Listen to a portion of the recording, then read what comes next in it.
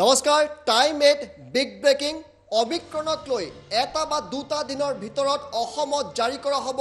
নতুন এছঅপি এই নতুন এছঅপিত যথেষ্ট কঠোৰ ব্যৱস্থা গ্ৰহণ কৰা হ'ব কেবিনেটে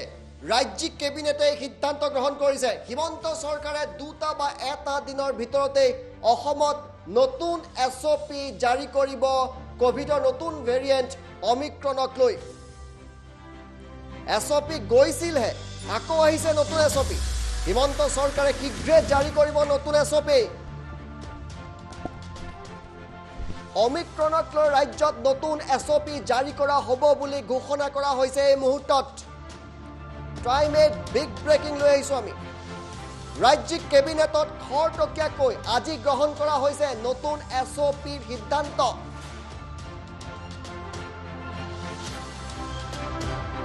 আৰু সেই এছঅপি ইতিমধ্যে প্ৰস্তুত কৰি থকা হৈছে মুখ্যমন্ত্ৰী হিমন্ত বিশ্ব শৰ্মাৰ প্ৰত্যক্ষ নিৰীক্ষণত দুই বা এদিনৰ ভিতৰতে এছঅপি ৰাজহুৱা কৰিব অসম চৰকাৰে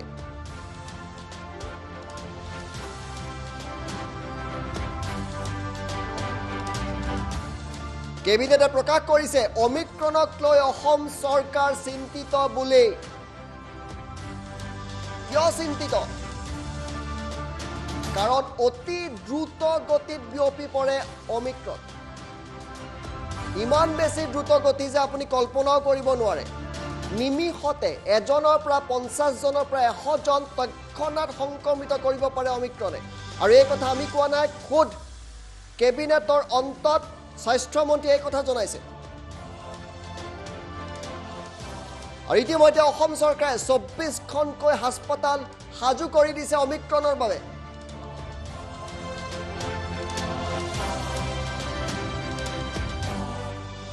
নতুন এছঅপিত থাকিব কঠোৰ নিৰ্দেশনা হয়তো এছঅপিৰ পৰা আমি মুক্ত নহমেই কিজানি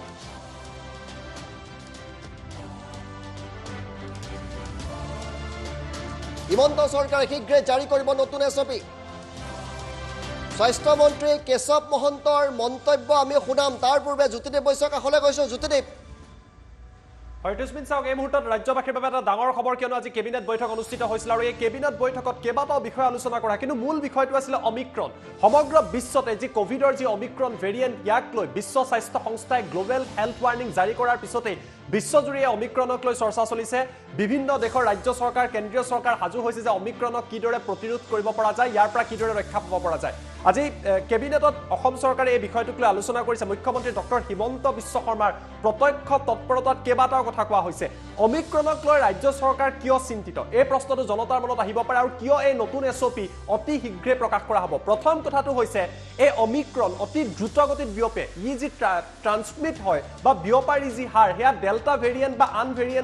ভেৰিয়েণ্টতকৈ ই যথেষ্ট শক্তিশালী অৰ্থাৎ ডেল্টা ভেৰিয়েণ্ট এজন বা দুজন ব্যক্তিৰ শৰীৰত যদি বিয়পে এই অমিক্ৰণ 50ৰ পৰা 100 জন ব্যক্তিৰ শৰীৰত সেই একে সময়তে সেই একে অঞ্চলত বিয়পিব পাৰে গতিকে ইয়াক লৈ চৰকাৰ যথেষ্ট চিন্তাত পৰিছে প্ৰথম কথা অৱশ্যে তেওঁলোকে কৈছে যে অমিক্ৰণৰ ক্ষেত্ৰত ডেল্টা ভেৰিয়েণ্টতকৈ অমিক্ৰণৰ যিসমূহ চিম্পটমছ সেয়া কিছু কম হয় কিন্তু যি বিয়পে সম্প্ৰসাৰণ হয় সেয়া যথেষ্ট বেছি বুলি ৰাজ্য চৰকাৰে প্ৰকাশ কৰিছে প্ৰথম কথা এই কথা উল্লেখ কৰিছে দ্বিতীয় কথা আজি কেবিনেটত কি কথা কোৱা হৈছে কেবিনেটে চিন্তা কৰিছে যে অমিক্ৰণত যদি যথেষ্ট সংখ্যক লোক কিবা কাৰণত আক্ৰান্ত হয় তাৰ বাবে যথেষ্ট চিকিৎসালয়ৰ প্ৰয়োজন হ'ব এই লোকসকলক ক'ত চিকিৎসা প্ৰদান কৰা যাব তাৰ বাবে কেবিনেটে খৰতকীয়াকৈ সিদ্ধান্ত লৈছে যিসমূহ হাস্পতাল বৰ্তমান সময়ত নিৰ্মাণ কৰিবলৈ বাকী আছে এই হাস্পতালসমূহ আইচিইউসমূহ যাতে অতি কম সময়তে পুনৰবাৰ সাজু কৰিব পৰা যায় তাৰ বাবে নিৰ্দেশ দিয়া হৈছে তৃতীয় কথা আজি কেবিনেটত কি সিদ্ধান্ত লোৱা হৈছে তৃতীয় কথাটো আজি স্বাস্থ্যমন্ত্ৰীয়ে কৈছে যে এই নতুন এছঅপিৰ যিখন খচৰা বা ড্ৰাফ্ট ইতিমধ্যে প্ৰস্তুত কৰি থকা হৈছে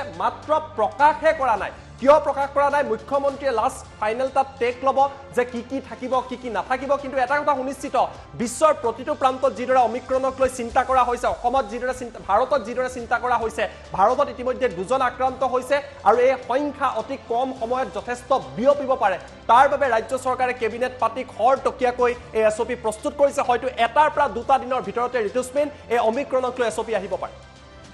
এতিয়া বিশ্বৰ বিভিন্ন দেশৰ আনকি লকডাউন পৰ্যন্ত দিয়া হৈছে স্বাস্থ্যমন্ত্ৰীৰ মন্তব্য কেবিনেটৰ সিদ্ধান্ত সম্পৰ্কে স্বাস্থ্যমন্ত্ৰী কেশৱ মহন্তই কি ক'লে আগবঢ়াইছোঁ ওমাইক্ৰন এতিয়া ভাৰতবৰ্ষত এতিয়া ইতিমধ্যে দুটা আইডেণ্টিফাই হৈছে। এটা কেছ বম্বে, এটা হৈছে বাংলোৰ। আৰু এটা আহিছিল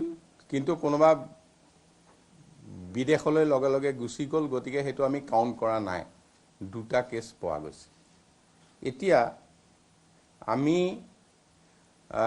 ৰাজ্য চৰকাৰৰ অতি সোনকালে এখন ইয়াৰ ওপৰত SOP ওলাব, যিখন আমি অন প্ৰচেছ আছে। আমি বিভিন্ন বিষয়া পৰ্যায়ে পৰ্যালোচনা কৰা হৈছে। আমি পৰ্যালোচনা কৰিছোঁ। মুখ্যমন্ত্ৰীৰ পৰ্যায়ত ইয়াৰ ফাইনেল ডিচিশ্যন হোৱাৰ পিছত আমি এই গোটেই দিশটো কেনেকৈ অপাৰেট কৰিম, এই ক্ষেত্ৰত এটা আমাৰ মানে সিদ্ধান্ত ওলাব। আজি কেবিনেটে ইয়াৰ বাবে কিছু কথা খৰতকীয়া কৰিবলৈ আমাৰ যিখিনি কনষ্ট্ৰাকশ্যনৰ কাম, আমাৰ ICU 24খন যি আমাৰ হস্পিটাল ডিষ্ট্ৰিক্ট হস্পিটেলত, এইবিলাকৰ ক্ষেত্ৰতো আলোচনা হৈছিল, সিদ্ধান্ত লৈছে, কিন্তু এইটো ইয়াত মই হেৰি কৰা নাই। ইয়াৰ পিছত আমি এই ক্ষেত্ৰত মানে ইমিডিয়েট এটা যদি তেনে কেছ হয়, আমি ৰেট আৰু RT-PCR আমি সাধাৰণতে যি কৰি আছোঁ তাৰেই ধৰা পৰিব। কিন্তু এইটো ওমাইক্ৰন হয় নে নহয়, নে ডেল্টা ভাইৰাছেই বা বিটা, গতিকে এই কথাটো মানে পৰীক্ষা কৰি উলিয়াবলৈ কলিকতাৰ হয় কল্যাণী যিটো লেবৰেটৰী তাত পঠাব লাগিব, নহ'লে পুনেত পঠাব লাগিব। এই দুঠাইতে আমি টেষ্ট কৰিলে গম পাম যে এইটো ভেৰিয়েণ্টটো কি ভেৰিয়েণ্ট। গতিকে এইখিনি কাৰণে আমি যিখিনি প্ৰস্তুতি লাগে সেই প্ৰস্তুতিখিনি ৰাখিছোঁ। আৰু ইয়াৰ যিটো স্বভাৱ, এইটো ভেৰিয়েণ্টৰ যিটো বিহেভিয়াৰ, এই বিহেভিয়াৰটো বিশেষজ্ঞসকলে ষ্টাডি কৰিছে। একেবাৰে হুৰ পৰা ধৰি মানে ৱৰ্ল্ড হেল্থ অৰ্গেনাইজেশ্যনৰ পৰা ধৰি সকলোৰে পৰা আমাৰ যিখিনি আমালৈ আহি থকা বাৰ্তা, সেই বাৰ্তা মতে ইয়াৰ বিশেষ অন্য কথা নাই। ইয়াৰ খুব ফাষ্ট ট্ৰেন্সমিট, মানে আগৰ ভাইৰাছে যদি এটা মানুহক ধৰিছিল, একেকোবে এইটোৱে মানে 50টা 100টাক ধৰি ল'ব, মানে সেইখিনি সময়ৰ ভিতৰত। এইটো কথা আমি নিশ্চিত কৰিছে এটা। আৰু দ্বিতীয় কথাটো হৈছে, এই ক্ষেত্ৰত যিকেইটা স্বভাৱ হ'ব, জ্বৰ, কাহ, চৰ্দি, ঠিক এনেধৰণেই দিছে আমাক, এইখিনিয়ে মানে থাকিব। কিন্তু এইটো এনেকুৱা নহয় যে ই আমাক অধিক ধৰণে মানে ক্ষতি কৰিব পাৰিব। ক্ষতি কৰাৰ ক্ষেত্ৰত আমি বৰ বিশেষ তাৰ পোৱা নাই, কিন্তু পাইছোঁ। কিন্তু ফাষ্ট ট্ৰেন্সমিট, একেবাৰে খৰখেদাকৈ বহুতৰ গালে যাব, এই কথাখিনি আমি এতিয়ালৈকে পোৱা বিষয়। আৰু এই ক্ষেত্ৰত আমি ডিটেইলছ SOP ইতিমধ্যে তৈয়াৰ কৰি আছোঁ। কেনেধৰণে কি ব্যৱস্থা লোৱা হ'ব, ইণ্টাৰনেশ্যনেল এয়াৰপৰ্ট হ'লে কি হ'ব, বাহিৰৰ মানুহ হ'লে কি হ'ব, বাহিৰৰ যদি এজন মানুহ আহি পেলাই আমাৰ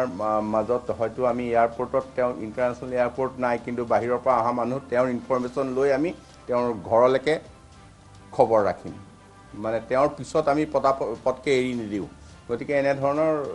নিয়ম নীতি কিছুমান আমি ঠিক কৰি আছোঁ, সোনকালে আমি ক'ম। নাই, ভয় দুই ধৰণৰ।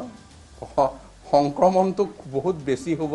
সেইটো ভয় খাব লগা। এফেক্টটো কিন্তু অলপ কম হ'ব, তাত ভয় খাব লগা নাই। আৰু একে ভেকচিনে এইটোত কামত দিব। নাই, আমি সেই ৰেষ্ট্ৰিকশ্যনৰ SOP নহয়, অপাৰেট কৰাৰ SOPহে থাকিব। এতিয়া আমি কিবা ৰেষ্ট্ৰিক্ট কৰিবলৈ যাম, এইটো পিছৰ কথা। কিন্তু আমি কেনেকৈ এইটোৰ মুখামুখি হ'ম, কেনেকৈ আমি অপাৰেট কৰিম, কেনেকৈ আমি ইয়াৰ পিছত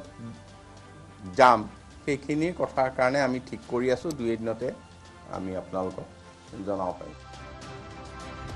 2 এদিনৰ ভিতৰতেই সেইখিনি কথা জনাব। দ্ৰুতগতিত সংক্ৰমিত হ'ব এই ভেৰিয়েণ্ট, আৰু শীঘ্ৰেই অসমত আহি আছে নতুন SOP। গতিকে অসমবাসী সাৱধান হোৱাৰ সময় পুনৰ আহি পৰিছে কোভিড শেষ হৈ যোৱা নাই কিন্তু এই ভেৰিয়েণ্টক লৈ ভয় খাবলগীয়া একো নাই ভয় খাব নালাগে কিন্তু অতি দ্ৰুত গতিত যেহেতু সংক্ৰমিত হয় গতিকে সাৱধান আমি হ'ব লাগিব অমিক্ৰণক লৈ সতৰ্কবাণী অসম চৰকাৰৰ শীঘ্ৰে আহি আছে নতুন এছঅপি 2 বা এদিনৰ ভিতৰতে নতুন এছঅপি জাৰি কৰিব অসম চৰকাৰে